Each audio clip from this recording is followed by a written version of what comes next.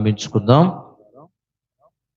మహోన్నతుడును గొప్ప దేవుడు, ఆశ్చర్య కార్యములు చేయవాడు, నిరంతర స్తోత్రార్హుడైన యేసు క్రీస్తును గొప్ప నామములో మీ అందరికీ శుభాలు వందనాలు తెలియచేస్తూ ఈ కూడికను ప్రారంభిస్తుండగా ఏకీభవించి మాతో పాటు ప్రార్థనలో ఏకీభవించాల్సిందిగా ప్రేమతో మనవి చేస్తూ ఉన్నాం. పరిశుద్ధుడు అయిన మా తండ్రి, నమ్మదగిన యేసయ్యా నీకు స్తోత్రాలు. ఆశ్చర్య కార్యములు చేయవాడా, మా జీవితాలలో మరొక ఆదివారాన్ని, ఈ మాసానికి చివరి ఆదివారం ప్రభువా, మేము ఇదిగోనైనా ఏప్రిల్ మాసం మేము మరొక ఆదివారాన్ని మేము చూడలేము. దేవా, మీరు మాకు ఇచ్చిన ఈ ఆదివారాన్ని బట్టి స్తోత్రాలు, కృతజ్ఞతలు, వందనాలు చెల్లిస్తూ ఉన్నాం. రావలసిన బిడ్డలను తోడుకుని రండి. వచ్చిన ప్రతి ఒక్కరు నిన్ను మహిమపరుచున్నట్లుగా దీవెనకరంగా చేయండి, మలచండి. శత్రువు యొక్క ప్రతి పన్నాగాలు యేసుక్రీస్తు నామములో లయపరచండి. మమ్ములను మీ పరిశుద్ధమైన హస్తాలకు అప్పగించుకుంటూ ఉన్నాం. ప్రభువా, నువ్వెంత గొప్ప దేవుడువో, నిన్ను మేము ఎలా ఆత్మతో సత్యముతో ఆరాధించాలో మాకు నేర్పించండి. ప్రాణాత్మదేహములను మీ పాదముల దగ్గరకి సమర్పిస్తున్నాం నాయన. సజీవ యాగంగా నిన్ను సమర్పించబడిన వారమై నిన్ను సేవించటం మాకు నేర్పించమని, ప్రతి విధమైనటువంటి దురాత్మ కార్యాలు, అంధకారపు శక్తులు లయపరచండి. చీకటి కార్యాలను కొట్టివేయండి. ఇదిగో వాతావరణాన్ని మంచిగా అనుకూలపరచండి. వేడి ఎక్కువగా ఉంటున్న దినాలలో, ఎండలలో ఎక్కువగా ఉంటున్న పరిస్థితుల మధ్యలో వృద్ధులకు, చంటి పిల్లలకు, గర్భిణీ స్త్రీలకు మంచి ఆయురారోగ్యాలను దయచేయమని ప్రార్థన చేస్తూ ఉన్నాం. వివాహాల కొరకు ఎదురు చూస్తున్న బిడ్డలకు సరైన భాగస్వాములను అనుగ్రహించండి. ఉద్యోగాల కొరకు ఎదురు చూస్తున్న బిడ్డలకు సరైన ఉద్యోగాలను యేసు నామములో దయచేయండి. నాయన, ఆరోగ్యం కొరకు ఎదురు చూస్తున్న బిడ్డలకు యేసు నామములో స్వస్థత దయచేయండి. మా సహోదరుడు చార్లెస్ని బట్టి, మేరీ గారిని బట్టి, సరళాన్ని బట్టి స్తుతిస్తున్నాం. దివ్యశ్రీని మీ కృప కలిగిన హస్తాలకు అప్పగించుకుంటూ ఉన్నాం. ఆయన అనారోగ్యంతో బాధపడుతూ ఇంకెంతమంది అయితే హాస్పిటల్లో ఉన్నారో అలాంటి వారందరినీ మీరు ముట్టి బాగు చేయండి. మీరు ఆరోగ్యాన్ని ఇచ్చి నడిపించండి.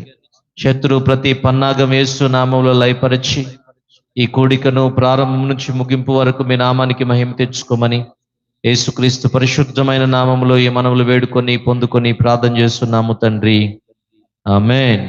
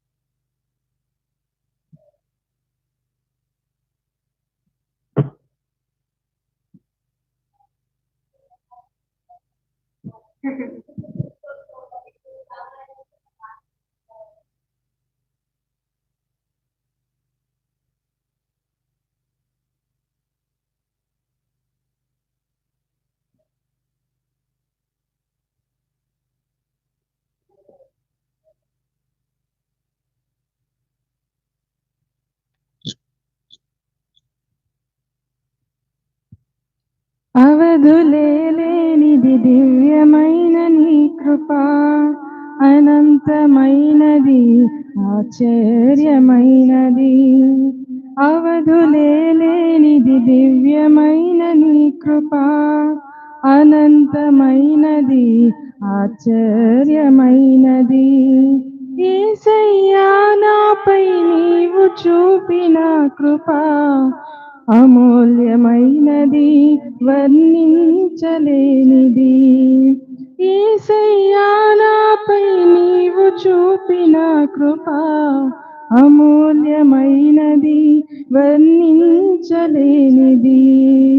అవధులేనిది దివ్యమైన నీ కృప, అనంతమైనది ఆశ్చర్యమైనది. ఊహించలేని హృదయానందమును దుఃఖమునకు ప్రతిగా దయచేసినావు. ఊహించలేని హృదయానందమును దుఃఖమునకు ప్రతిగా దయచేసినావు. భారమెక్కువైన తీరము కడు దూరమైన నీపై ఆనుకొందును నేను గమ్యము చేరుకొందును. భారమెక్కువైన తీరము కడు దూరమైన నీపై ఆనుకొందును నేను గమ్యము చేరుకొందును. అవధులేనిది దివ్యమైన నీ కృప, అనంతమైనది ఆశ్చర్యమైనది. అవధులేనిది దివ్యమైన నీ కృప, అనంతమైనది ఆశ్చర్యమైనది.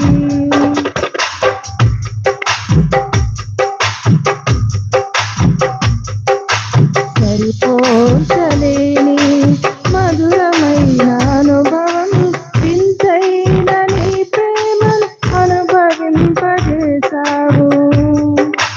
సరిపోల్చలేని మధురమైన అనుభవం, వింతైన నీ ప్రేమను అనుభవింపజేశావు. సౌందర్యమైన అతి పరిశుద్ధమైన నీ రూపము తలుచుకొందు నేను వేచిందును.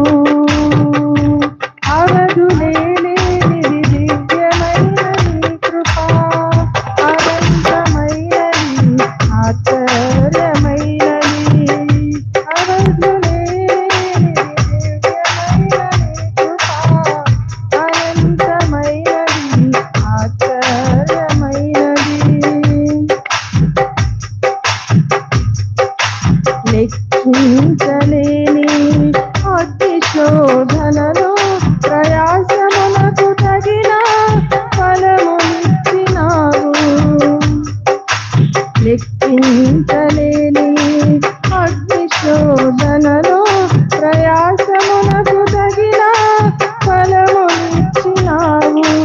వాడబారని కిరీటమునే పొందుటకు వెనుకున్నవి మరచి నేను లక్ష్యము వైపు సాగెదా. వాడబారని కిరీటమునే పొందుటకు వెనుకున్నవి మరచి నేను లక్ష్యము వైపు సాగెదా. అవధులేనిది దివ్యమైన నీ కృప, అనంతమైనది ఆశ్చర్యమైనది. అవధులేనిది దివ్యమైన నీ కృప, అనంతమైనది ఆశ్చర్యమైనది. యేసయ్యా నాపై నీవు చూపిన కృప అమూల్యమైనది, వర్ణించలేనిది.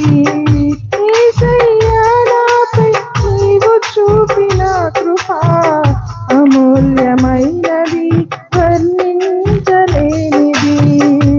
అవధులేనిది దివ్యమైన నీ కృప, అనంతమైనది ఆశ్చర్యమైనది. అవధులేనిది దివ్యమైన నీ కృప, అనంత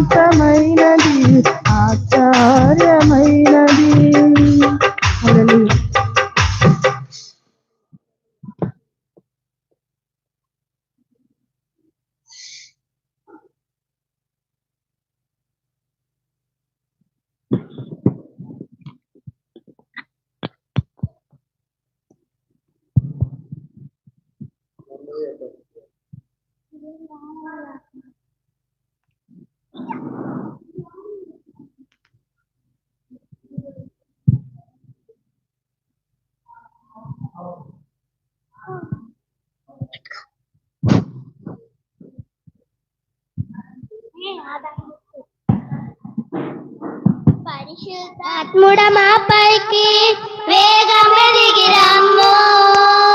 పరిశుద్ధాత్ముడ మాపైకి వేగమే దిగి రమ్ము. అగ్ని జ్వాలలై దిగి రమ్ము.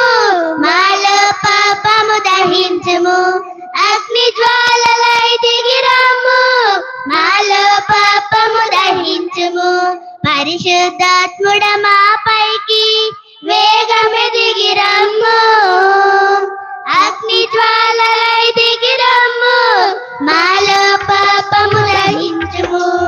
అగ్ని జ్వాలలై దిగి రమ్ము. మాలో పాపము దహించుము. మా జీవితాలలో శ్రమలన్నీ ఇప్పుడే తొలగించు. మా శరీరాలలో జబ్బులను నీవిక్కడ తగ్గించు. మా జీవితాలలో శ్రమలన్నీ ఇప్పుడే తొలగించు.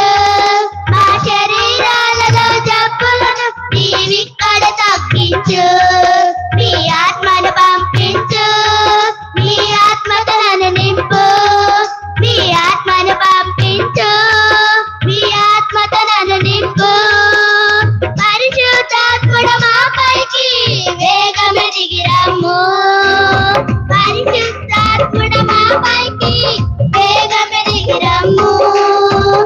అగ్ని జ్వాలలై దిగి రమ్ము. మాలో పాపము దహించుము. అగ్ని జ్వాలలై దిగి రమ్ము. మాలో పాపము దహించుము. చేతబడిన శక్తుల చేష్టలను మీ శక్తితో తొలగించు. దయాలైకి లింపులను మీ అగ్నితో చేతబడి శక్తుల చేష్టలను ఇక్కడ తొలగించు. దయాలైకి లింపులను మీ అగ్నితో దహించు. ఆత్మను పంపించు. మీ ఆత్మతో నన్ను నింపు. మీ ఆత్మను పంపించు. మీ ఆత్మతో నన్ను నింపు. పరిశుద్ధాత్ముడ మాపైకి వేగమే దిగి రమ్ము. పరిశుద్ధాత్ముడ మాపైకి వేగమే దిగి రమ్ము. అగ్ని జ్వాలలై దిగి రమ్ము. మాలో పాపము దహించుము. అగ్ని జ్వాలలై దిగి రమ్ము. మాలో పాపము దహించుము. పరిశుద్ధాత్ముడ మాపైకి వేగమే దిగి రమ్ము. అగ్ని జ్వాలలై దిగి రమ్ము. మాలో పాపము దహించుము. అగ్ని జ్వాలలై దిగి రమ్ము. మాలో పాపము దహించుము. అగ్ని జ్వాలలై దిగి రమ్ము. మాలో పాపము దహించుము. అగ్ని జ్వాలలై దిగి రమ్ము. మాలో పాపము దహించుము. హల్లెలూయా.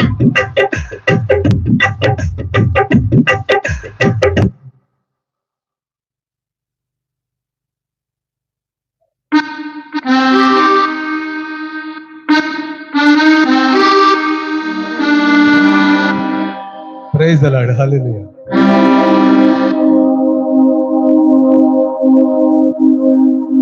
యేసుక్రీస్తు పరిశుద్ధమైన నామానికి మహిమ కలుగును గాక.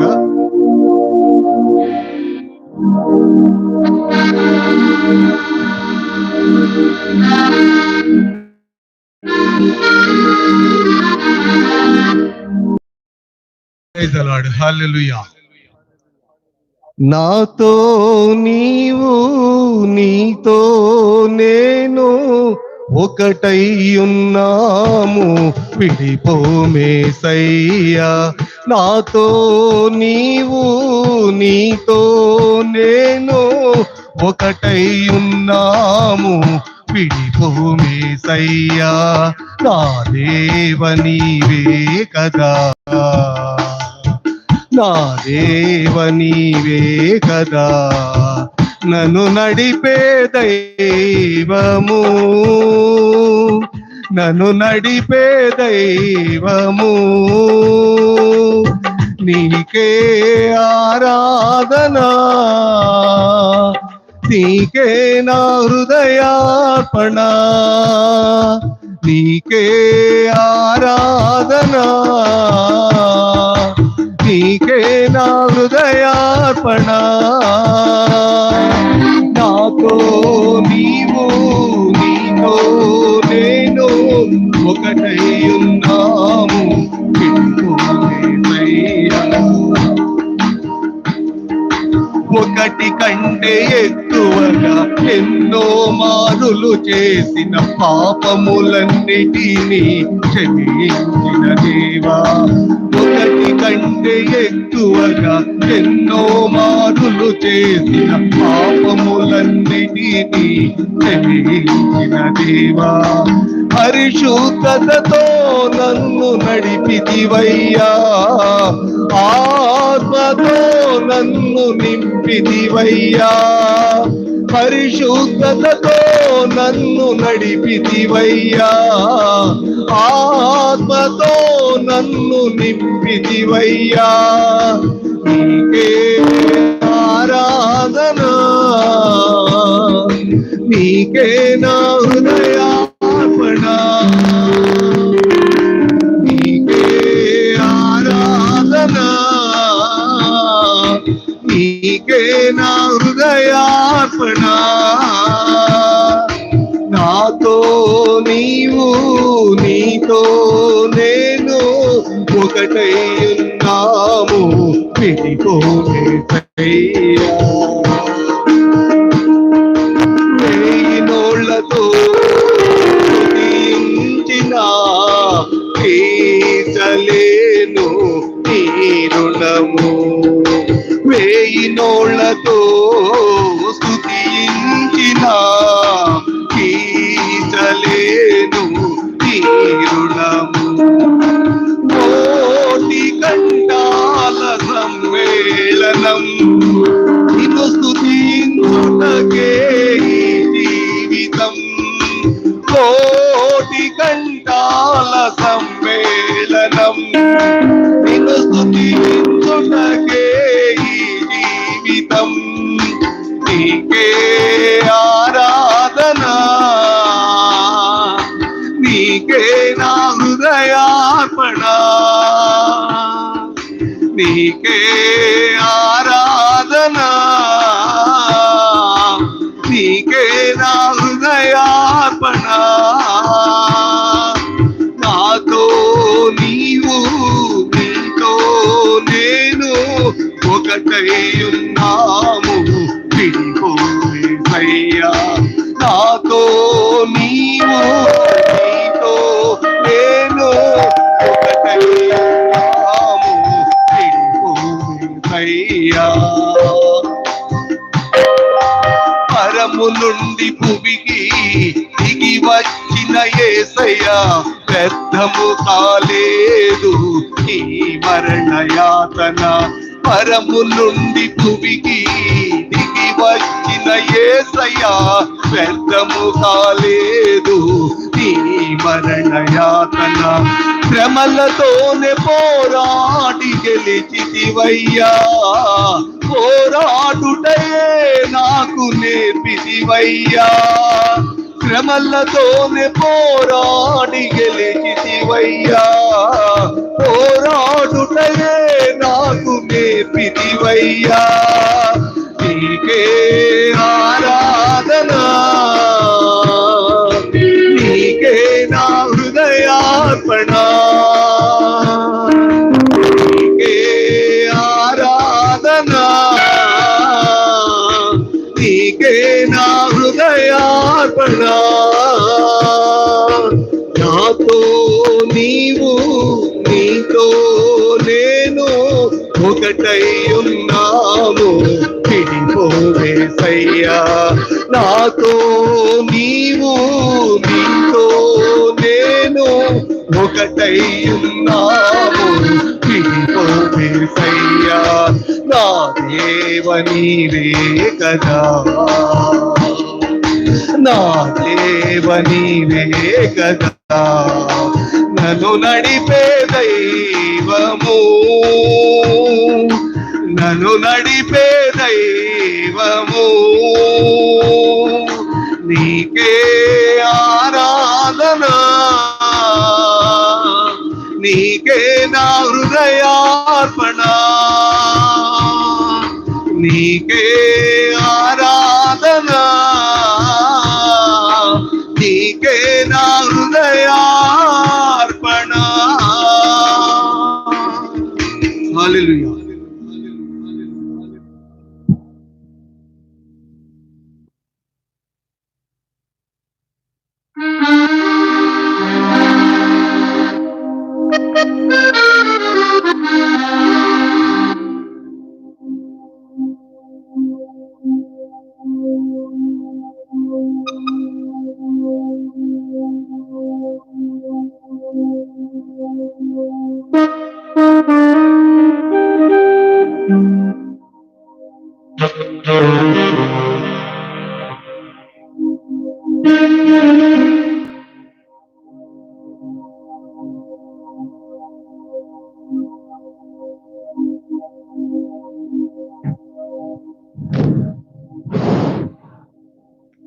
బహు సౌందర్య సియోనులో స్తుతి సింహాసనాసీనుడా,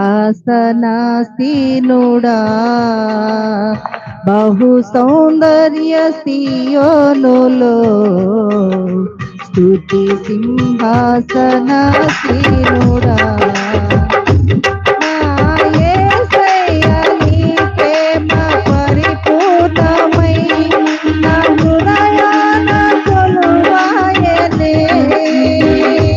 నన్ను జీవింపజేసే నీ వాక్యమే నాకిలలో నా సంతోషమే. బహు సౌందర్య సియోనులో స్తుతి సింహాసనాసీనుడా, పరిశుద్ధతలో మహనీయుడవు, దేవుడు జగమున లేడు.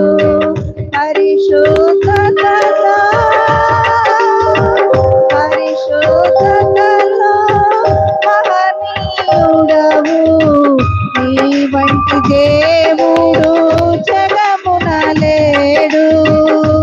నాలో నిరీక్షణ, నీలో సంరక్షణ, నీకే నా హృదయార్పణ. నాలో నిరీక్షణ, నీలో సంరక్షణ, నీకే నా హృదయార్పణ. బహు సౌందర్య సియోనులో స్తుతి సింహాసనాసీనుడా. నా యేసయ్య నీ ప్రేమ పరిపూర్ణమై నా హృదయాన కొలువాయనే. నన్ను జీవింపజేసే నీ వాక్యమే నాకిలలో నా సంతోషమే. బహు సౌందర్య సియోనులో స్తుతి సింహాసనాసీనుడా.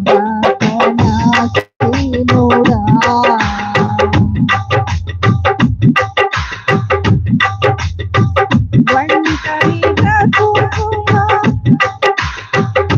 ఓటమి నీడలో క్షేమము లేక వేదన కలిగిన వేళలయందు, ఓటమి నీడలో క్షేమము లేక వేదన కలిగిన వేళలయందు, నీవు చూపిన నీ వాత్సల్యమే నా హృదయాన నవజాపిత. నీవు చూపిన నీ వాత్సల్యమే నా హృదయాన నవజాపిత.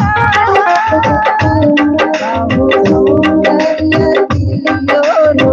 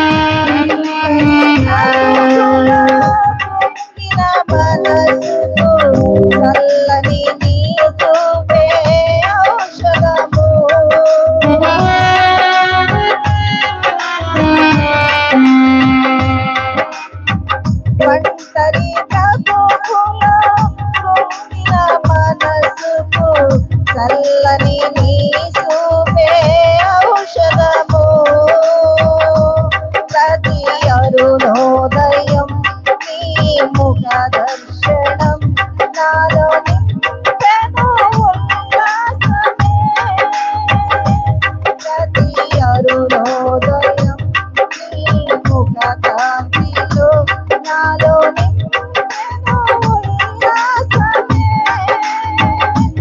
బహు సౌందర్య యోనులో స్తుతి సింహాసనాసీనుడా.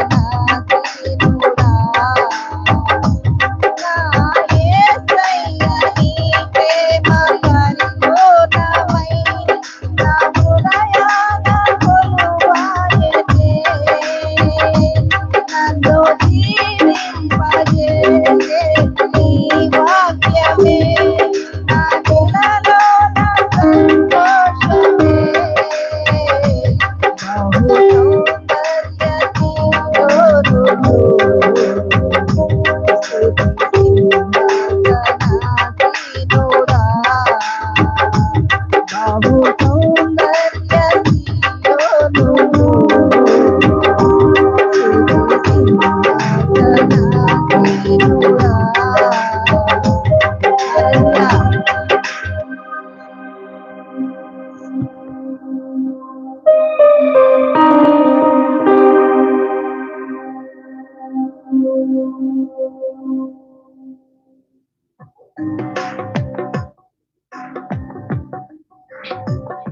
ఉన్నతమైన రాజ్యపు వాసి యేసయ్యా,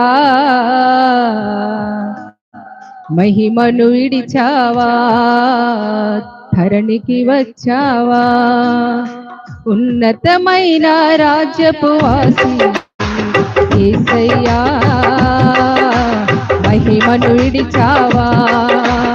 ఎన్నికలేని పాపిని నాకై యేసయ్యా, ధరణికి వచ్చావా, ధరణికి వచ్చావా. నీ జన్మమను జాలి పంట సాతాను చేర్చితి మంట. నీ జన్మమను జాలి పంట సాతాను చేర్చితి మంట. నా జీవితమంతా నీ ప్రేమ గీతి పాడుకుంటా. ఉన్నతమైన రాజ్యపు వాసి యేసయ్యా, మహిమను విడిచావా, ధరణికి వచ్చావా. మంచి వారిని ప్రేమించుట మాకిలలో సాధ్యము కాదే. మంచి కార్యములు చేయు స్వభావము మాలో పలకనరాదే. మంచి వారిని ప్రేమించుట మా పిల్లలో సాధ్యము కాదే. మంచి కార్యములు చేయు స్వభావము మాలో పలకనరాదే. మంచితనమన్నది మంచితనమన్నదే మంచుకుని కరుణించావా, మహిమను విడిచావా, మరణికి వచ్చావా, మహిమను విడిచావా, ధరణికి వచ్చావా. ఉన్నతమైన రాజ్యపు వాసి యేసయ్యా, మహిమను విడిచావా, ధరణికి వచ్చావా.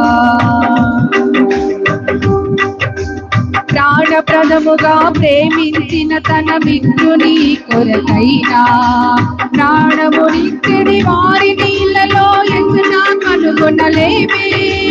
ప్రాణప్రదముగా ప్రేమించిన తన మిత్రుని కొరకైనా ప్రాణమునిచ్చడి వారి నీళ్ళలో ఎత్తున కనుగొనలేమే. గుణహీనుడైన మానవుని గుణహీనుడైన మానవుని రుణము చెల్లించదలచావా, మహిమను విడిచావా, ధరణికి వచ్చావా, మహిమను విడిచావా, ధరణికి వచ్చావా. ఉన్నతమైన రాజ్యపు వాసి యేసయ్యా, మహిమను విడిచావా, ధరణికి వచ్చావా. పొరుగువాడు కలిగున్న దానిని ఆశించుటయే తప్ప ఇరుగు పొరుగులకు అక్కరలో సహాయము కనుగొనలేమే. పొరుగువాడు కలిగున్న దానిని ఆశించుటయే తప్ప ఇరుగు పొరుగులకు అక్కరలో సహాయము కనుగొనలేమే. పురుగు వంటి నరమాతృనికి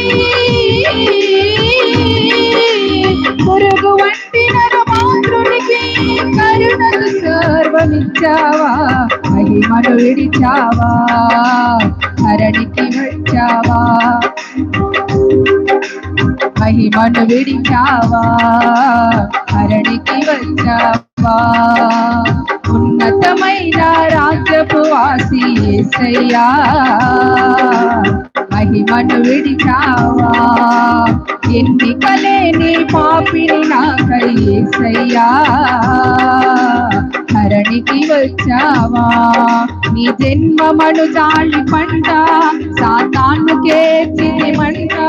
నీ జన్మమను జాలి పంట సాతానుకే చితిమంట.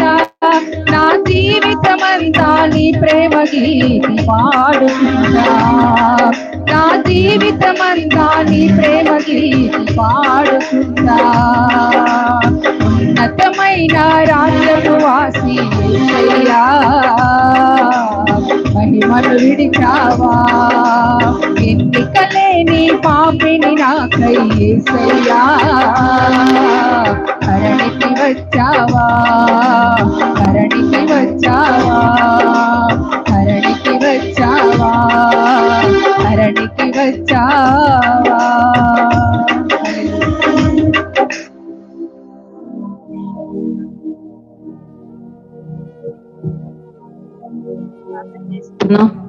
ప్రార్థన చేసుకుని కీర్తన భాగాన్ని ధ్యానం చేసుకుందాం. స్తోత్రారుడా, స్తుతులకు పాత్రుడా, జీవాధిపతి, జీవం కలిగిన తండ్రి, నీకే వెళ్ళలేని వందనాలు, స్తుతులు, స్తోత్రాలు చెల్లిస్తున్నాం ప్రభా. ఏ యోగ్యత అర్హత లేనటువంటి మా జీవితాల్లో మీరు చూపిన కృప, ప్రేమ, కనికరం, వాత్సల్యతలు ఎంతో గొప్పవి ప్రభా. అయ్యా, మా కొరకు ప్రభా భూలోకంలో నాయన పరలోకంలో ప్రభా ఉండటం గొప్ప భాగ్యమని ఎంచుకోక మా కొరకు మానవ స్వరూపిగా దిగి వచ్చారయ్యా. అయ్యా, మా కొరకు ప్రభా మీ చివరి రక్త బట్టు వరకు కార్చిన దేవుడవు, మా కొరకు మీ ప్రాణాన్ని త్యాగం చేసినటువంటి దేవుడవయ్యా, మీకు స్తోత్రాలు. మీరు చేసిన ప్రాణ త్యాగాన్ని బట్టి స్తుతిస్తున్నాం, నీ పునరుద్ధానపు శక్తిని బట్టి స్తుతిస్తున్నాం. అంత మాత్రమే కాదు కానీ మమ్మల్ని విమోచించి రక్షించి సంఘంగా సమకూర్చినందుకు స్తుతిస్తున్నాం ప్రభా. మీరుండు స్థలంలో మేము ఉండులాగున మా కొరకు నివాస స్థలాలను సిద్ధపరుస్తున్న దేవా, మీకు స్తోత్రాలు. మీ రాజ్య వారసులుగా మమ్మల్ని అందరినీ మార్చమని వేడుకుంటున్నాం ప్రభా. అయ్యా, ఈ ఉదయకాలం మీరు ఇచ్చినటువంటి శ్రేష్టమైన సమయాన్ని బట్టి స్తుతిస్తూ మా ద్వారా మీరే మహిమ, ఘనత, ప్రభావాలు పొందుకోండి అయ్యా. కీర్తన భాగం ద్వారా మీరు మాతో మాట్లాడండి. మా అందరి హృదయాలను ఆరాధన కొరకు సిద్ధపరచమని ప్రార్థన చేస్తున్నాం. మా ప్రతి అవిధేయతలు, బలహీనతలు, ప్రతి లోపాన్ని మీ శిలువ రక్తంతో కడిగి శుద్ధీకరించమని వేడుకుంటున్నాం ప్రభా. మమ్మల్ని మేము సంపూర్ణంగా మీ అమూల్యమైన హస్తాలకు అప్పగించుకుంటూ మా ముందున్న సమయాన్నంతటినీ మా అందరికీ ఆశీర్వాదకరంగా మార్చి మహిమ పొందుకోమని యేసు నామములో అడిగి వేడుకుని ప్రార్థన చేస్తున్నాము తండ్రి, ఆమేన్. కీర్తన భాగాన్ని చదువుకున్న 50వ కీర్తన.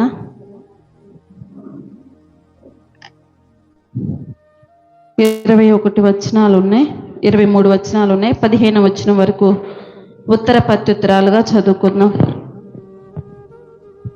50వ కీర్తన మొదటి 15 వచనాలు. దేవాతి దేవుడైన యెహోవా ఆజ్ఞ ఇచ్చుచున్నాడు. తూర్పు దిక్కు మొదలుకొని పడమటి దిక్కు వరకు భూనివాసులను రమ్మని ఆయన పిలుచుచున్నాడు.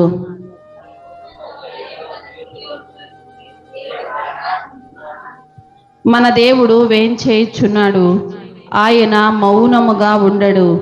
ఆయన ముందర అగ్ని మండుచున్నది, ఆయన చుట్టూ ప్రచండ వాయువులు విసరుచున్నవి.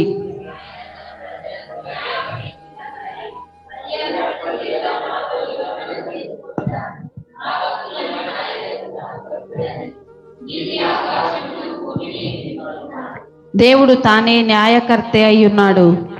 ఆకాశము ఆయన నీతిని తెలియచేయుచున్నది.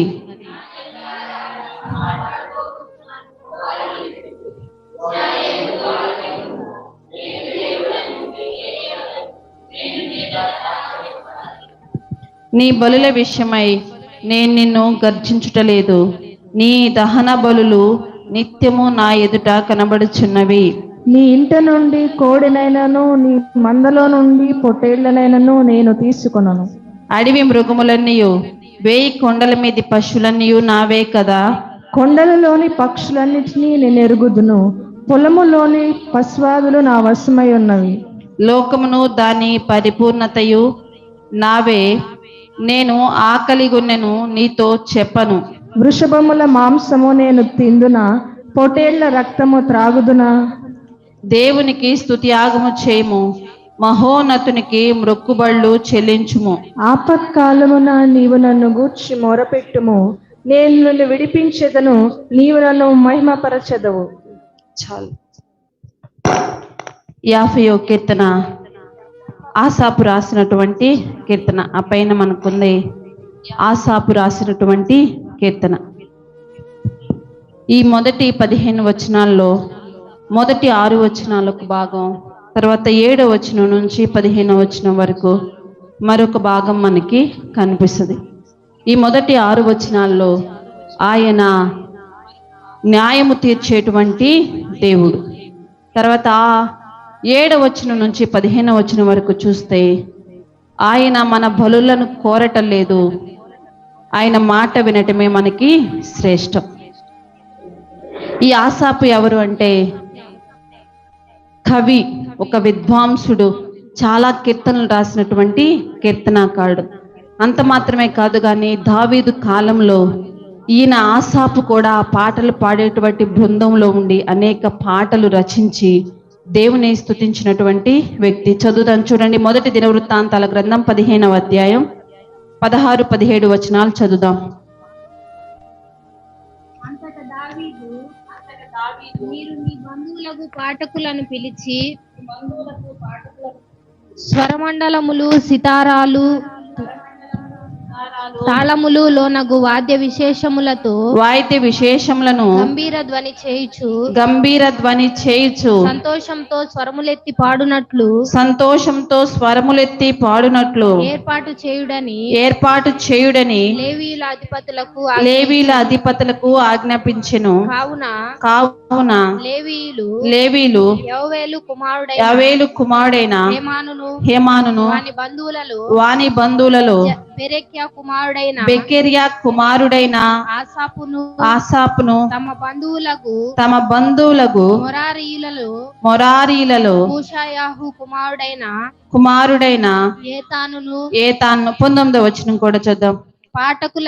పాఠకులైన హేమానును ఆసాపును ఏతానును పంచలోహముల తాళములు వాయించుటకు నిర్ణయింపబడింది. ఈ యెరూషలేము మందిరంలో ఉన్నటువంటి ఆరాధికులలో ఈ ఆసాపు కూడా ఒక వ్యక్తి. వాయిద్యాలు వాయిస్తూ పాటలు పాడుతూ దేవుని స్తుతించినటువంటి వ్యక్తి. అంత మాత్రమే కాదు కానీ అనేక కీర్తనలు రాసినటువంటి కీర్తనాకారుడు. ఇక్కడ నుంచి ఆసాపు కీర్తన మనకి కనబడింది. మొదటి 6 వచనాల్లో మనం చూస్తే ఆయన న్యాయము తీర్చేటువంటి దేవుడు. చదువుదాం చూడండి మరొకసారి అందరం కలిపి. దేవాతి దేవుడైన యెహోవా ఆజ్ఞ ఇచ్చుచున్నాడు, తూర్పు దిక్కున మొదలుకొని పడమటి దిక్కు వరకు భూనివాసులను రమ్మని ఆయన పిలుచుచున్నాడు. పరిపూర్ణ సౌందర్యము గల సియోనులో నుండి దేవుడు ప్రకాశించుచున్నాడు. మన దేవుడు వేంచేయుచున్నాడు, ఆయన మౌనముగా ఉండడు. ఆయన ముందర అగ్ని మండుచున్నది, ఆయన చుట్టూ ప్రచండ వాయువు విసరుచున్నది. ఆయన తన ప్రజలకు న్యాయము తీర్చుటకై బలి అర్పణ చేత నాతో నిబంధన చేసుకున్న నా భక్తులను నా యొద్దకు సమకూర్చుడని మీది ఆకాశమును భూమిని పిలుచుచున్నాడు. దేవుడు తానే న్యాయకర్త అయ్యున్నాడు. ఆకాశము ఆయన నీతిని తెలియచేయుచున్నది. ఆయన వేం చేయుచున్నాడు, ఎందుకంటే న్యాయము తీర్చడానికి. ఆయన దేవాతి దేవుడైనటువంటి దేవుడు. తూర్పు దిక్కు మొదలుకొని పడమటి దిక్కు వరకు భూనివాసులను అందరినీ రమ్మని ఆయన పిలుస్తున్నాడు. ఎందుకంటే ఆయన న్యాయము తీర్చేటువంటి దేవుడు.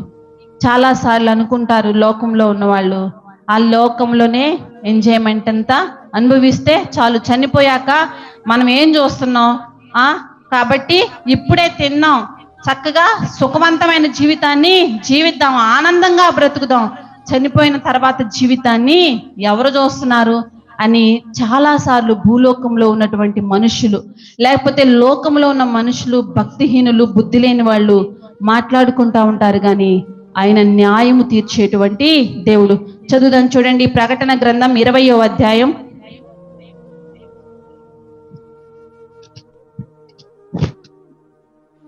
ప్రకటన గ్రంథం 20వ అధ్యాయం 11వ వచనం నుంచి చదువుదాం. మరియు మరియు ధవళమైన మహాసింహాసనం దాని యందు ఆసీనుడై ఉన్న ఒకనిని చూచి తిని భూమి ఆకాశములు ఆయన సముఖము నుండి పారిపోయెను. వాటికి నిలువ చోటు కనబడకపోయెను.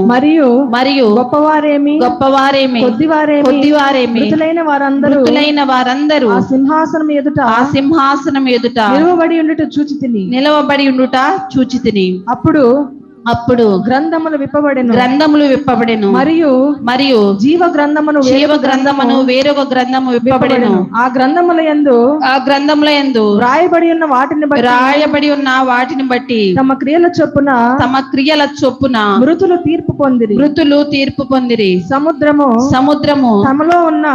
తమలో ఉన్న మృతులను అప్పగించెను.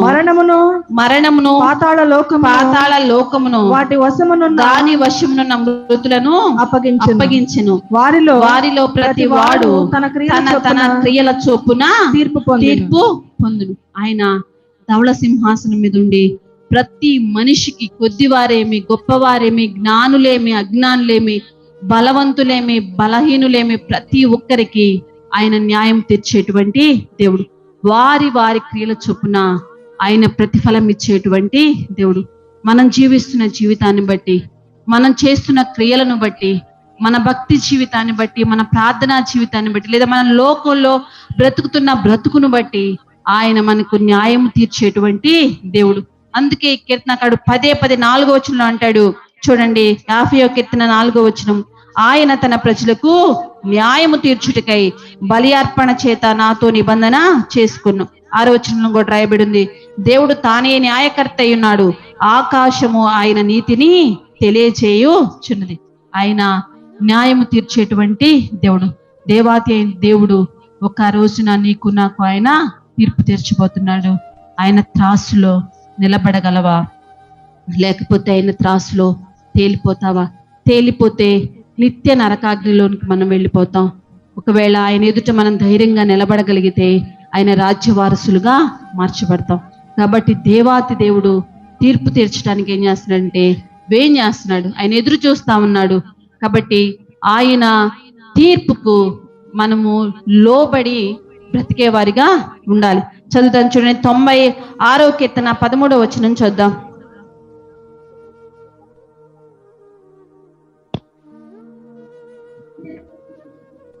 భూజనులకు తీర్పు తీర్చుటకై యెహోవా వేంచేయుచున్నాడు.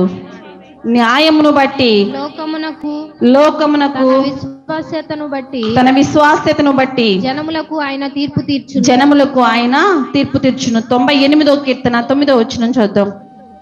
భూమికి తీర్పు తీర్చుటకై నీతిని బట్టి లోకమునకు తీర్పు తీర్చుటకై న్యాయమును బట్టి జనములకు తీర్పు తీర్చుటకై యెహోవా వేంచేసి ఉన్నాడు. ఆయనంట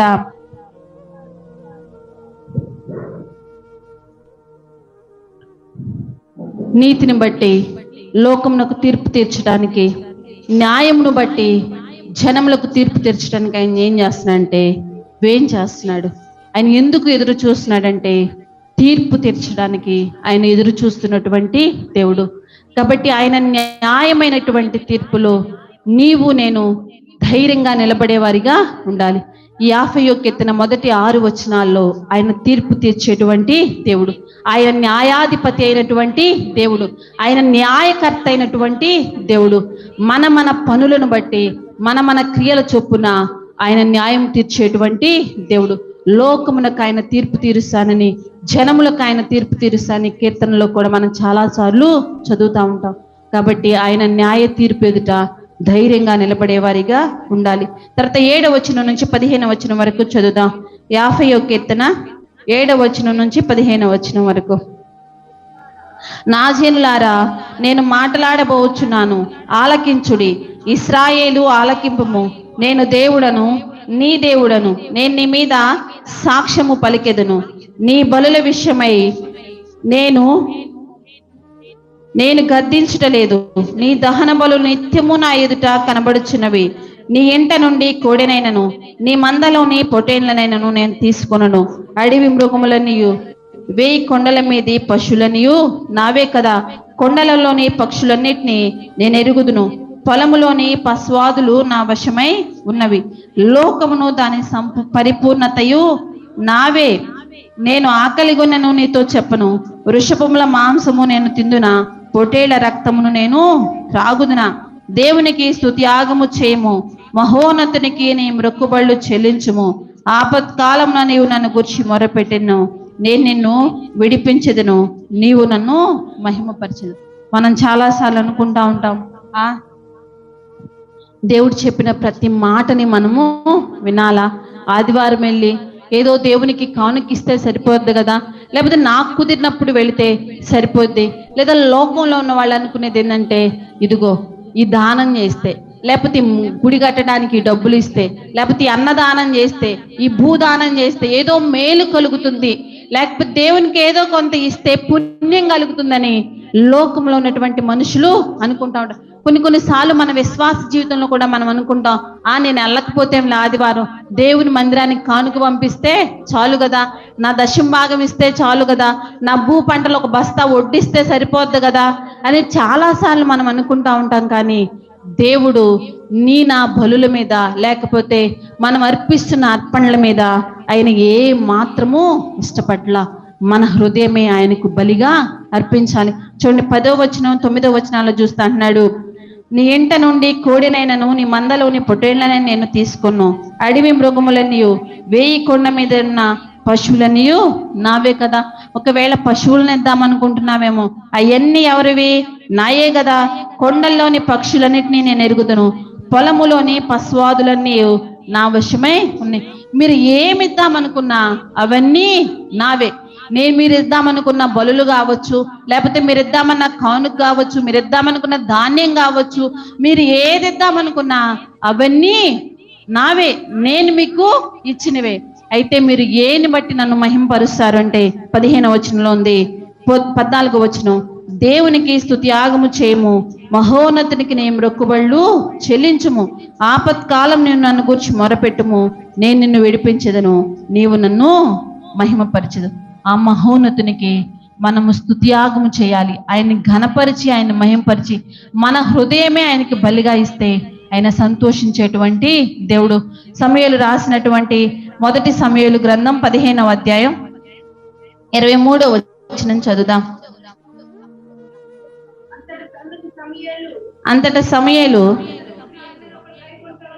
తాను సెలవిచ్చిన ఆజ్ఞను ఒకడు గైకొనుట వలన యెహోవా సంతోషించినట్లు ఒకడు దహన బలులను అర్పించటం వలన ఆయన సంతోషించిన.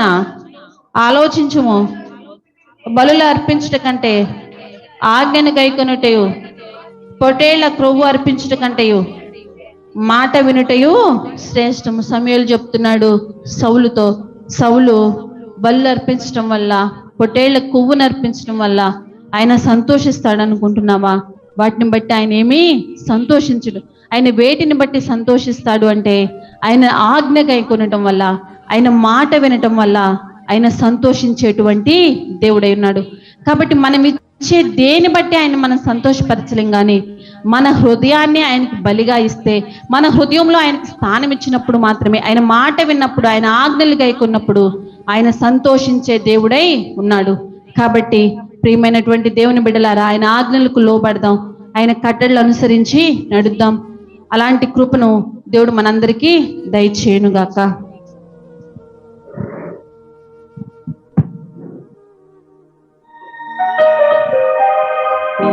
మీ కృపకు మమ్మల్ని మేము అప్పగించుకుంటున్నాం. మనల్ని మనం సరి చేసుకుంటాం. దేవుని వైపు చూద్దాం, ఆరాధనలో ప్రభు వైపు చూద్దాం. హల్లెలూయా, స్తోత్రం.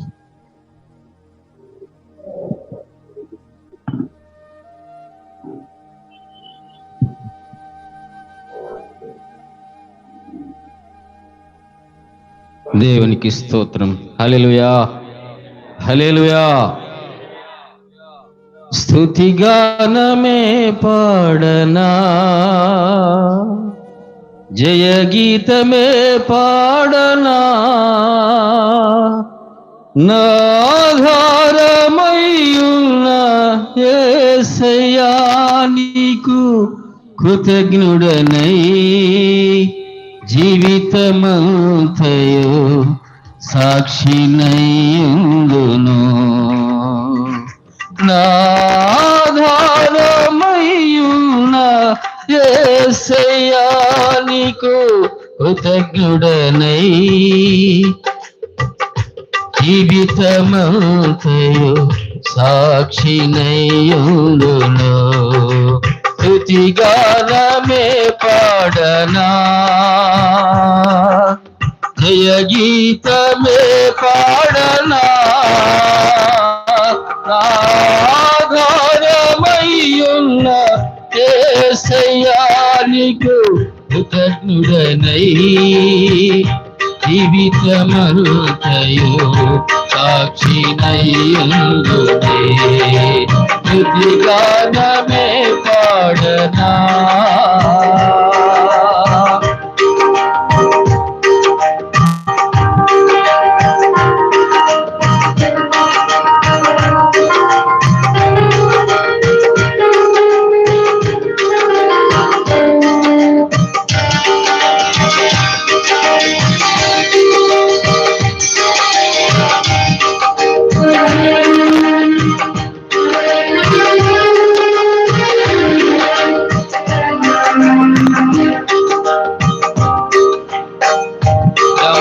నమ్మదగినవి నీ న్యాయ విధులు, వెలిమి బంగారు కంటే ఎంతో కోరదగినవి. నమ్మదగినవి నీ న్యాయ విధులు, వెలిమి బంగారు కంటే ఎంతో ఈ ధర్మాసనము నా హృదయములో స్థాపించబడి ఉన్నది. పరిశుద్ధాత్మునికి ఈ ధర్మాసనము నా హృదయములో స్థాపించబడి ఉన్నది. పరిశుద్ధాత్మునికి స్తుతిగానమే పాడనా, జయ గీతమే పాడనా, ఆధారమయ్యున్న యేసయ్యా నీకు కృతజ్ఞుడనై జీవితమంతయు సాక్షినయ్యుందునే. స్తుతిగానమే పాడనా,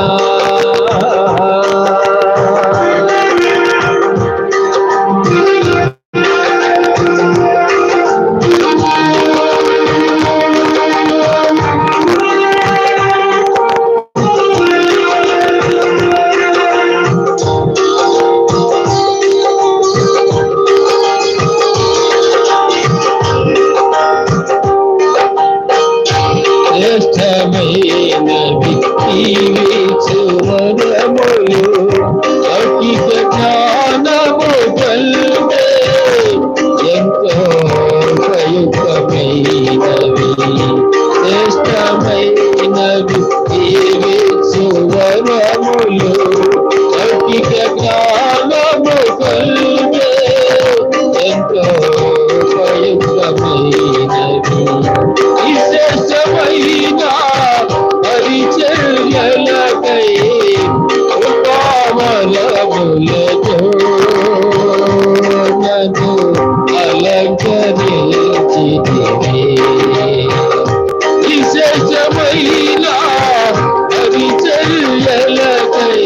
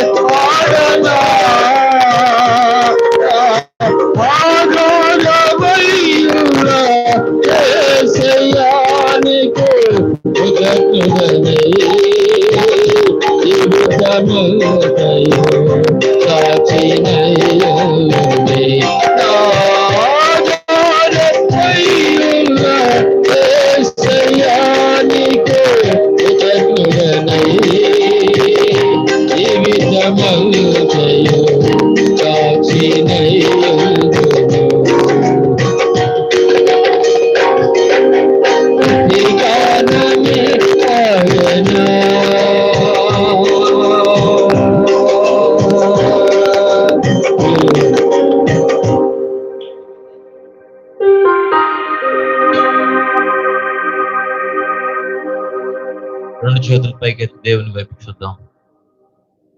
నిన్నే ప్రేమింతును. సిలువలో యేసయ్య ప్రేమించిన ప్రేమను ఒకసారి జ్ఞాపకం చేసుకుంటూ, యేసయ్య నిన్ను ప్రేమిస్తానని చెబుతావా? నిన్నే ప్రేమింతును నీవేనుదిరుగా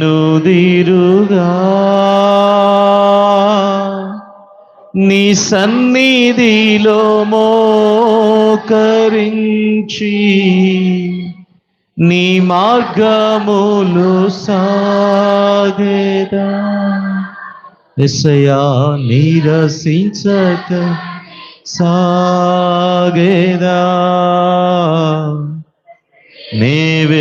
నీవేనుదిరుగా నీ సన్నిధిలో మోకరించి నీ మార్గములు సాగేదా నీరసించకనే సాగేదా నీవేనుదిరుగా నిన్నే ఆరాధింతును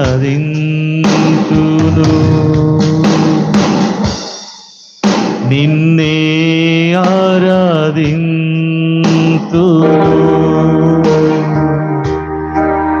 నిన్నే ఆరాధింతును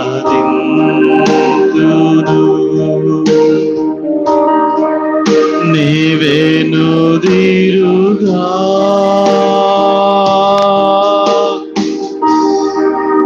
నీ సన్నిధిలో మోకరించి నీ మార్గములు మా కొరకు ప్రాణం పెట్టిన యేసయ్యా రసించకనే సాగేదా నీవేనుదిరుగా నీ సన్నిధిలో మోకరించి యేసులో నీ మార్గ రెండు చేతులు పైకెత్తి యేసయ్యా నీ మార్గాల్లో సాగుతానయ్యా రసించకని సాగేదా నీవేనుదిరుగా నిన్నే సేవింతును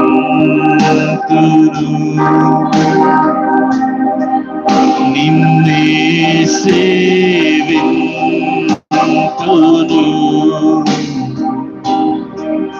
నిన్నే సేవింతును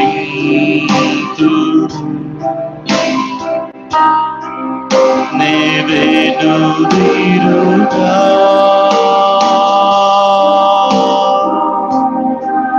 నీ సన్నిధిలో మోకరించి నీ మార్గములు సాగేదా నీరసించకనే సాగేదా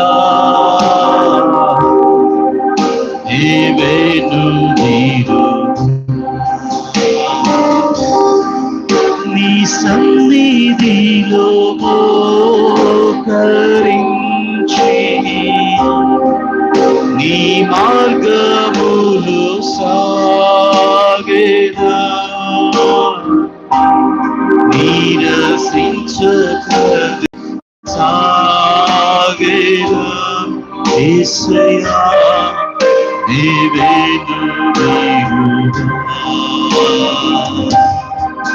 నీ సన్నిధిలో మోకరించి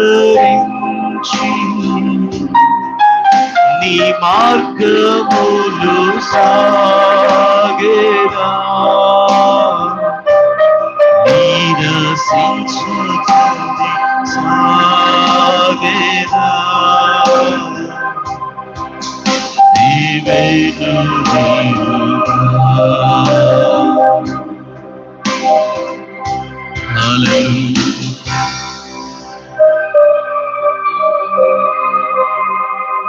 ఒకసారి యేసయ్యతో చెప్తావా, యేసయ్య నేను నిన్ను ప్రేమిస్తున్నాను,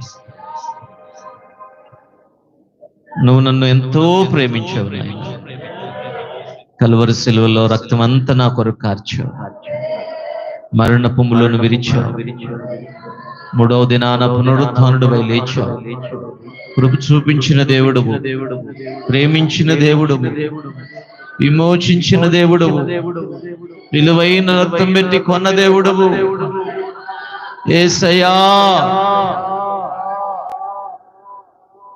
ఏమిచ్చినా నీ రుణం మేము తీర్చుకోలేం, కానీ మనసారా నిన్ను ఆరాధించి, మనసారా నిన్ను సేవించి, నీ నామాన్ని మహిమపరిచే వ్యక్తులుగా నన్ను మమ్మలను చేయండి. మమ్మలను ఆరాధికులుగా మార్చండి, ప్రార్థనా పరులుగా మార్చండి, వాక్యమును గ్రహించి లోబడే వ్యక్తులుగా చేయండి. సంఘము మీదై ఉన్నది, ప్రజలు మీ ప్రజలై ఉన్నారు, మీరే మహిమ పొందమని యేసు నామములో ఈ మనవులు, ఈ ఆరాధనను ఈ పరిశుద్ధమైన పాదాలకు సమర్పిస్తున్నాము తండ్రి, ఆమేన్. కూర్చుందాం, దయచేసి కూర్చుందాం.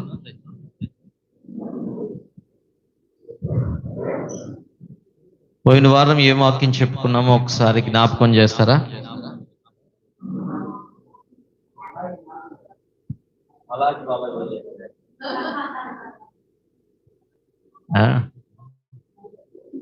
ఎవరి గురించి? మలాకి గ్రంథం 4వ అధ్యాయం. 4వ అధ్యాయంలో ఉన్న సన్నివేశం ఏంటి చెప్పండి? భక్తి కలిగిన వారు, భక్తిహీనులు, వారి ముగింపు ఏమై ఉంటుందో, ఏమై ఉండబోతుందో చెప్పాం. అంటే యేసు ప్రభు రాకడలో, యేసు ప్రభు మధ్యాకాశానికి వచ్చినప్పుడు భక్తి గల వారు ఏమవుతారంటే ఎత్తబడతారు, భక్తి లేని వాళ్ళు విడువబడతారు. భక్తి గలవారు 7 ఏండ్లు దేవునితో కలిసి విందులో పాలు పంపులు పొందుతారు. భక్తి లేని వాళ్ళు 7 ఏండ్లు శ్రమలలో వాళ్ళు భాగస్థులు అవుతారు. భక్తి గలవారు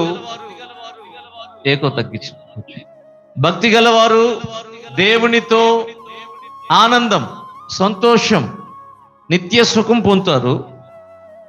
భక్తి లేనోళ్ళు వేదన, కన్నీరు, మరణకరమైన పరిస్థితులు, చాలా భయానకమైన పరిస్థితులు గుండా వెళ్లాల్సి వస్తుంది. కాబట్టి మనం భక్తి గల వాళ్ళంగా ఉండడానికి పిలువబడ్డాం. హల్లెలూయా చెప్పండి ఒకసారి, హల్లెలూయా. కాబట్టి దానికి కంటిన్యూషన్గా నేను మీకు తెస్సలోనికి రాసిన పత్రికను జ్ఞాపకం చేస్తాను.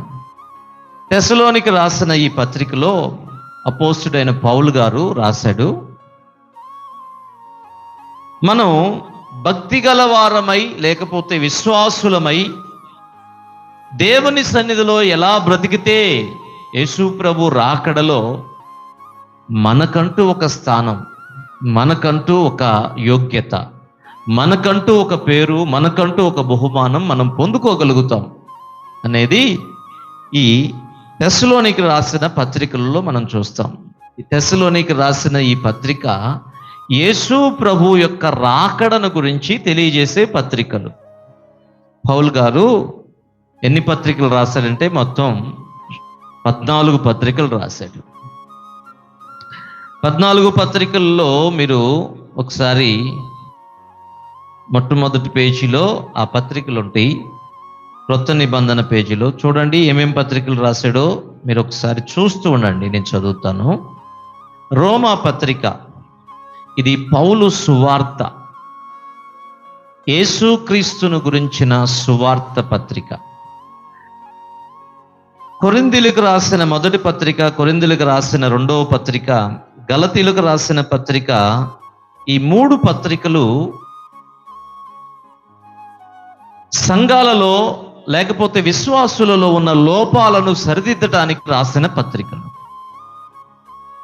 ఎఫెసీయులకు రాసిన పత్రిక, ఫిలిప్పీయులకు రాసిన పత్రిక, కొలస్సీయులకు రాసిన పత్రిక సంఘాన్ని ఉజ్జీవపరచటానికి, అసలుకి క్రీస్తు ఏమై ఉన్నాడో, విశ్వాసులమైన మనము క్రీస్తులో ఏమై ఉన్నామో తెలియజేసిన పత్రికలు. ఇక తెస్సలోనికి రాసిన మొదటి పత్రిక, రెండవ పత్రికలు ఇవి యేసు ప్రభు యొక్క రాకడను గురించిన పత్రికలు, రాకడను గురించి తెలియజేసే పత్రికలు. తిమోతికి రాసిన మొదటి పత్రిక, రెండవ పత్రిక, తీతుకు రాసిన పత్రిక, ఈ 3 పత్రికలను కాపరుల కొరకు ప్రత్యేకంగా రాసిన పత్రికలు. కాపరి పత్రికలు అంటారు వీటిని. అంటే సేవకుడు ఎలా ఉండాలి, సేవకుని యొక్క యోగ్యతలేంటి, సేవకుడు ఎలా ఉంటే, ఎలా మాదిరిగా ఉంటే సేవ కాస్తంత యోగ్యమైన పరిచర్యగా ఉంటుంది అని సేవకులను ఉద్దేశించి రాసిన పత్రికలు 3 పత్రికలు. సేవకులే కాదండి, సంఘములో సంఘ పెద్దలు ఎలా ఉండాలి, సంఘములో మరి నాయకులు ఎలా ఉండాలి, సంఘములో విశ్వాసులు ఎలా ఉండాలి, సంఘములో బాధ్యత వహించే స్త్రీలు కానివ్వండి, పురుషులు కానివ్వండి, యవనస్తులు కానివ్వండి ఎలా ఉండాలో ఈ పత్రికల్లో చాలా చక్కగా అపోస్తులైన పౌలు గారు చెప్పాడు. ఇక ఫిలెమోనుకు రాసిన పత్రిక, ఇది వ్యక్తిగతమైన పత్రిక. ఇది వ్యక్తిగతమైన పత్రిక, పర్సనల్ లెటర్ అంటారు దీన్ని. తర్వాత హెబ్రీలకు రాసిన పత్రిక, హెబ్రీలకు రాసిన పత్రిక క్రీస్తు యొక్క యోగ్యతను గురించి చెప్పే పత్రిక. ఎన్ని పత్రికలు వచ్చినాయి చెప్పండి ఒకసారి. రోమా 1, కొరింథీ 2, 2 కొరింథీ 3, గలతీ 4, ఎఫెసీ 5, ఫిలిప్పీ 6, కొలస్సీ 7, మొదటి తెస్సలోనిక 8 అని చెప్పండి. 2వ తెస్సలోనిక, మొదటి తిమోతి, 2వ తిమోతి, తీతు, ఫిలెమోను, హెబ్రీలకు రాసిన పత్రికలు. మొత్తం ఎన్ని పత్రికలు రాశాడు? కొత్త నిబంధనలు ఎన్ని పుస్తకాలు? మొత్తం 27 పుస్తకాల్లో 14 పుస్తకాలు ఎవరు రాశారు? అందుకని 2 చేతులెత్తి యేసయ్యా పౌలును బట్టి మీకు స్తోత్రాలు అని చెప్పండి. హల్లెలూయా. పౌలు లేకపోతే పాత నిబంధనలో పుస్తకాలు చాలా తగ్గిపోయాయి. అంతే కదా. 14 పుస్తకాలు పోతే ఇంకెన్ని పుస్తకాలు ఉంటాయి? 13 పుస్తకాలు. అంటే సగానికి సగం పైన పుస్తకాలు పౌలు గారు రాశాడు. ఒకప్పుడు ఈ పౌలు మతోన్మాది, ఒకప్పుడు ఈ పౌలు సంఘాన్ని బహుగా హింసించినవాడు, ఒకప్పుడు ఈ పౌలు స్టెఫను యొక్క మరణానికి ఆమోద ముద్ర వేసినవాడు, స్టెఫను యొక్క బట్టలను ఆయన దగ్గరే ఉంచుకొని ఆయన మరణానికి సావును సమ్మతించినవాడు. ఎన్నెన్నో అది కనిపిస్తున్న కార్యమే కానీ ఆయన దమస్కో మార్గం గుండా వెళుతూ సంఘాన్ని అపరిమితంగా హింసించాడు. ఈ రోజుల్లో కూడా సంఘాన్ని హింసించటానికి పౌలులు చాలామంది బయలుదేరారు. వాళ్ళందరూ ప్రభు మార్చునుగాక. ఆమేన్. వాళ్ళు కూడా బైబిల్లో పత్రికలుగా వాళ్ళు మార్చబడలేరు కానీ వారి జీవితాలే పత్రికలుగా మార్చబడునుగాక. ఆమేన్. ఈ పౌలు గారు ఈ పత్రికలో సంఘాన్ని ఉద్దేశించి ప్రతి పత్రికలో తను ఎలా పరిచయం చేసుకుంటాడంటే, నేను క్రీస్తు యేసు దాసుడనో, ఖైదీననో, తర్వాత పరిచారకుడనో, అపోస్తులుననో పరిచయం చేసుకుంటాడు. కానీ ఇక్కడ ఎలా పరిచయం చేసుకున్నాడు? మొట్టమొదటి వచనం చదువుదామా. తండ్రి అయిన దేవుని యందును ప్రభు అయిన యేసుక్రీస్తు నందును ఉన్న తెస్సలోనికీల సంఘములకు పౌలును, సీల్వానును, తిమోతియును శుభమని చెప్పి రాయినది కృపయు సమాధానమును మీకు కలుగునుగాక. ఇక్కడ ఇంట్రడక్షన్లో ఏమాత్రం తనకున్న అర్హతలు కానీ ఏం చెప్పకుండా, ఎందుకనేనంటే ఇక్కడ ముగ్గురిని ప్రస్తావించాల్సి వస్తుంది. అందుకనే తన ఒక్కడే గర్వించకూడదన్న ఉద్దేశంతో ఏం చేస్తున్నాడు? చాలా తగ్గింపు కలిగిన వ్యక్తి పౌలు. పౌలు చాలా పొట్టివాడుకుంటాడంట, అంత అందంగా కూడా ఉండడంట. కానీ చాలా మేధావి, చాలా జ్ఞానం కలిగిన వాడు. చిన్న వయసులోనే సన్హెడ్రిక్ సభలో సభ్యత్వం పొందినవాడు.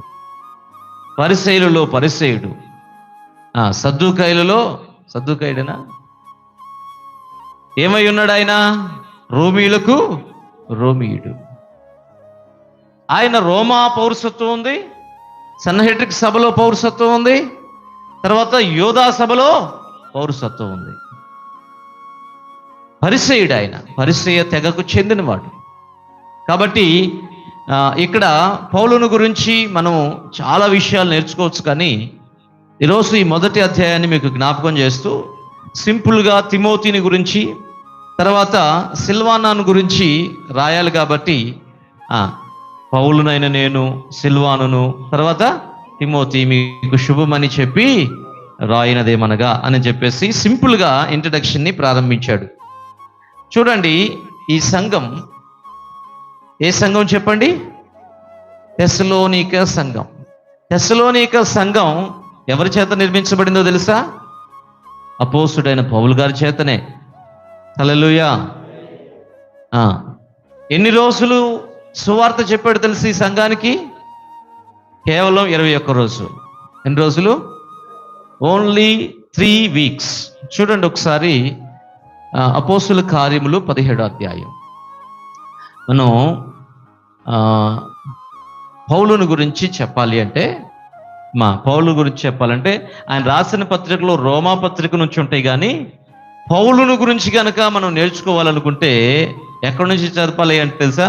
అపోస్తుల కార్యం 9వ అధ్యాయం కాడ నుంచి ఆయన గురించి చదవాలి మనం. ఓకేనా? 17వ అధ్యాయం 17వ అధ్యాయము 1 నుండి 4 వచనాలు చదివి సహాయం చేయండి. చదివే వాళ్ళకి కొంచెం త్వరగా మీరు హెల్ప్ చేస్తే త్వరగా మిమ్మల్ని వదిలేస్తాను. దయచేసి ఎండలు ఎక్కువగా ఉన్నాయి కాబట్టి 12 గంటలకల్లా ముగిస్తాం. మీ అందరికి చేతులు జోడించి చెప్పేది ఏంటంటే 10 రండి. అర్థమవుతుందా? ఎన్నింటికి రావాలి?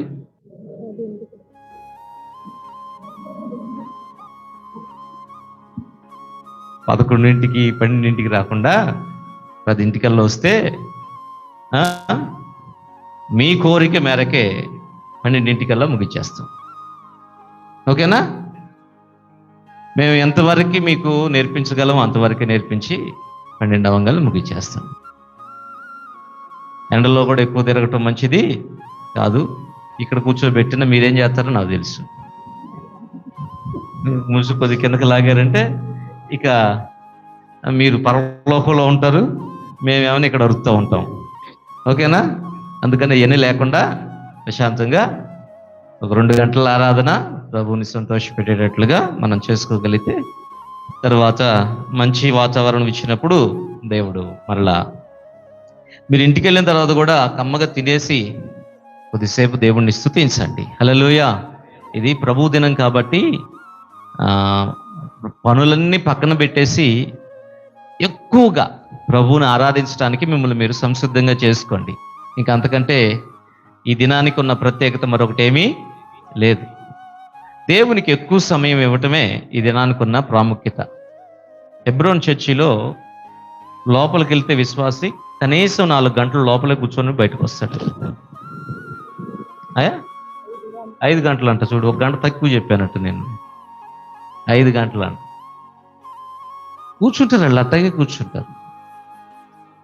దేవుడు వాళ్ళకి నేర్పించిన పాఠం, పెద్దలు అలాగే ఉంటారు, వాళ్ళు కూడా అలాగే ఉన్నారు. మనం 3 గంటలు కూర్చోవాలంటే ఎట్లా ఉంటుంది? ఇక ప్రభు మనకు అలాంటి ఓపికనిచ్చును గాక.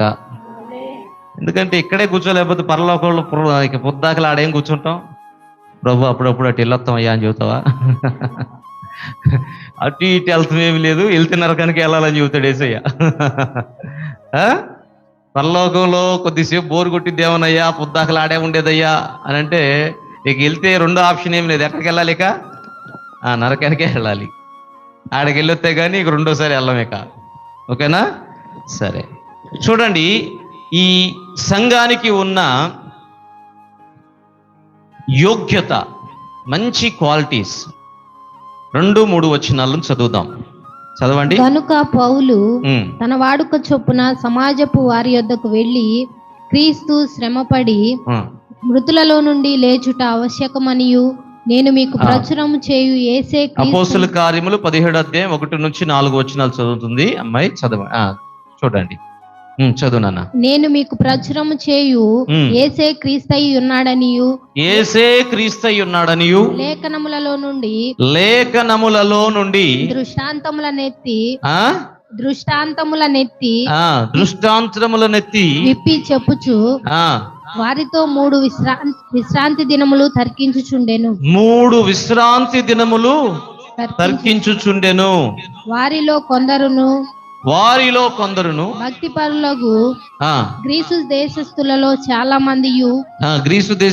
చాలా మందియు ఘనత గల స్త్రీలలో అనేకులు ఒప్పుకొని పౌలుతోను శీలతోను కలుసుకొనిరి. అయితే యూదులు మత్సరపడి పనిపాటులు లేక తిరుగుతున్న పౌలు శీలలు దుష్టులను వెంటబెట్టుకొని కొంతమంది దుష్టులను పెట్టుకొని వీళ్ళే మొదలు ఈ పౌలుకి అంతకుముందు ఇదే పని చేసేవాడు ఆయన కూడా.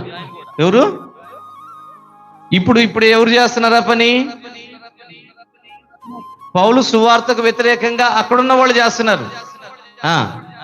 గుంపు కూర్చి పట్టణమెల్లా అల్లరి చేయుచు యాసోను ఇంటి మీద పడి వారిని జనుల సభ ఎదుటికి తీసుకొని వచ్చుటకు. ఎందుకంటే ఈ యాసోను వాళ్ళు ఇంటిలోనే ఉంటున్నారు ఈ పౌలు శీలలో. వీళ్ళు అసలు ఎక్కడి నుంచి బయలుదేరారు? ఆ మొదటి వచనంలో ఉంటుంది. ఆ ప్రాంతాల మీదుగా వచ్చి ఇప్పుడు ఎక్కడికి వచ్చారు? తెస్సలోనికి వచ్చారు. 3 ఆదివారాలు కాదు, అక్కడ విశ్రాంతి దినాలు అంటే పాత నిబంధన ప్రకారం శనివారాలు. 3 శనివారాలు వాళ్ళు కూడుకొని ఏం చేస్తారంటే వాడుక చొప్పున దేవుని వాక్యాన్ని ఏం చేశాడంట? తర్కించాడంట. ఎవరి గురించి తర్కించాడు? పౌలు ఎప్పుడు మాట్లాడినా తన గురించి మాట్లాడటం చాలా తక్కువ, యేసు ప్రభుని గురించి మాట్లాడటమే ఎక్కువ. హల్లెలూయా. అందుకనే పౌలు పరిచర్య ప్రభావవంతమైన పరిచర్య. క్రీస్తును గురించి, క్రీస్తు శిలువను గురించి, క్రీస్తు పునరుద్ధానాన్ని గురించి మాట్లాడకుండా ఆయన ముగించడు. అందుకనే 3 వారాలైన సంఘం ఏర్పడింది. ఆ సంఘంలో ఉన్న క్వాలిటీస్ ఏంటో చూడండి. ఇప్పుడు రండి, తెస్సలోనికి రాసిన మొదటి పత్రిక 1వ అధ్యాయము 2-3 వచనాలు చదువుదాం. వీరి కోసం పౌలు ప్రార్థన చేస్తూ రాస్తున్న ఈ ఉత్తరంలో ఈ సంఘానికి ఉన్న గుణాలేంటి అని మనం ఆలోచన చేస్తే, సంఘానికి ఉన్న గుణాలు చూడండి. విశ్వాసముతో కూడిన మీ పని, ప్రేమతో కూడిన.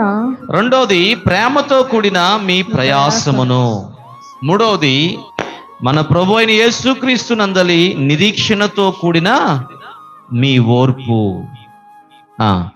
మేము మన తండ్రి అయిన దేవుని ఎదుట మానక జ్ఞాపకము చేసుకొనుచు మా ప్రార్థనలు యందు మీ విషయమై విజ్ఞాపనము చేయుచు మీ అందరి నిమిత్తము ఎల్లప్పుడూ దేవునికి కృతజ్ఞతాస్తుతులు. ఏ సంఘం అండి? సంఘం చూడండి, 3 వారాల్లో ఏర్పడిన సంఘంలో ఏముందంట? విశ్వాసం ఉంది. విశ్వాసముతో పనిచేస్తున్నారంట వాళ్ళు. రెండోది ఏముంది? ప్రేమతో కూడిన ప్రయాసం ఉంది. మూడోది ఏముంది? నిరీక్షణతో కూడిన ఓర్పు ఉంది. మనం ఎన్ని సంవత్సరాల నుంచి ప్రార్థనకు వస్తున్నాం? ఓర్పు ఉందా? ప్రేమ ఉందా? నిరీక్షణ ఉందా? విశ్వాసంలో ఏమైనా ఈ సంవత్సరం కంటే పోయిన సంవత్సరం కంటే ఈ సంవత్సరం ఏమన్నా కొంచెం ఎదిగామా? ఆత్మలో ఎదుగుతున్నామా? ఎందుకని వీళ్ళు ఇలాగున్నారు? మీరు ఒకసారి ఆలోచించేయండి. ఎందుకు వాళ్ళు అలాగున్నారంటే, వాళ్ళు ప్రేమతో ప్రయాసపడినా, లేకపోతే విశ్వాసముతో పనిచేసిన, ప్రేమతో ప్రయాసపడిన, నిరీక్షణతో ఓర్చుకున్న వాళ్ళకి బేస్ ఏంటో తెలుసా? వాక్యం. చెప్పండి. వాక్యం. వాక్యం కొరకు, వాక్యం నెరవేర్చడానికి వారు చచ్చిపోయినైనా చచ్చిపోతారు. అది వాళ్ళ వాళ్ళ వాళ్ళ తీర్మానం. అది వాక్యం కోసం, దేవుణ్ణి ప్రేమించటం కోసం, దేవుని వాక్యం కోసం వాళ్ళు ఏదైనా చేస్తారు. అందుకనే వాళ్ళ తీర్మానాలు ఆ విధంగా ఉన్నాయి, వాళ్ళ జీవితాలు ఆ విధంగా ఉన్నాయి.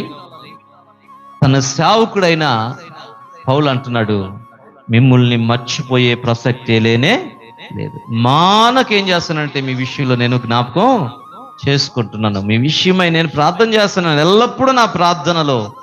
ఎందుకంటే నేను ప్రార్థనలో మీ విషయం ఆలోచించేటప్పుడల్లా విశ్వాసంతో కూడిన మీ పని నాకు గుర్తొస్తుంది, ప్రేమతో కూడిన మీ ప్రయాసే నాకు గుర్తొస్తుంది, నిరీక్షణతో కూడిన మీ ఓర్పే నాకు గుర్తొస్తుంది. అందుకనే నేను ఎల్లప్పుడూ మీ కొరకు ప్రార్థన చేస్తాను. ఇది పౌలు ప్రార్థనలో ఆ సంఘానికి 3 వారాలలో స్థాపించబడిన సంఘానికి ఉన్న ఒక స్టాండర్డ్ గుణాలు, క్వాలిటీస్ అండి. హల్లెలూయా.